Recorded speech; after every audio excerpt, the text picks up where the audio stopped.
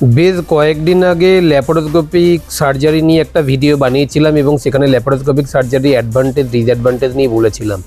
কিন্তু বলেছিলাম এর সাথেও একটা জিনিস, যে সার্জারি এতটা দূর এগিয়ে গেছে যে আগামী দিনে রোবটের মাধ্যমে ওটি হবে, এবং আজকের এই ব্লগটা এই রোবোটিক সার্জারিকে নিয়েই। তো আমরা এখানে দেখতে পাচ্ছি ডা ভিঞ্চি এস সেকেন্ড জেনারেশন ওটি সেটআপ, এবং এখানে এটা হলো ডা ভিঞ্চি রোবটের হ্যান্ড, যেখানে পেশেন্ট থাকে এবং এখানে যন্ত্রাংশ লাগিয়ে ওটি করা হয়ে থাকে, এবং এখানে বিভিন্ন পার্টস আমরা দেখতে পাচ্ছি। তো এই ডা ভিঞ্চি রোবট দিয়ে আমরা এখন অনেক ওটি করে থাকি। গল ব্লাডার, অ্যাপেন্ডিক্স, এগুলো তো বটেই, তাছাড়া ফান্ডোফ্লাইকেশন বলুন, তাছাড়া নেফ্রেক্টমি বলুন বা র্যাডিক্যাল পোস্টেডেক্টমি বলুন, এগুলো সবই করা হয়ে থাকে। আর এই যে আমরা দেখতে পাচ্ছি রোবোটিক হ্যান্ড ইনস্ট্রুমেন্ট এরকমভাবে নড়াচড়া করে এবং এই যন্ত্রাংশের মাধ্যমে ওটি করা হয়ে থাকে।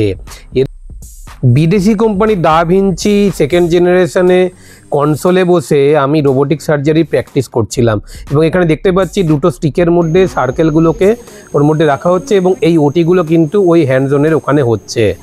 এরপরে আমরা চলে এলাম ইন্ডিয়ান রোবট মন্ত্রতে, SSI মন্ত্র, এবং এটা কিন্তু 3D। আমি চোখে চশমা পরে রয়েছি এবং এই চশমার মধ্যে দিয়ে 3D ওটি করা হয়ে থাকে, এবং এখানে দেখতে পাচ্ছি খুব সুন্দরভাবে যেটা আমি কনসোলে বসে অপারেট করছি সেটা এখানে করতে পারছি। এই যে এটা হলো কনসোল, এবং এখানে আমি খুব চেষ্টা করছি খুব সুন্দরভাবে ব্যাপারটাকে নিখুঁতভাবে তুলে ধরার জন্য।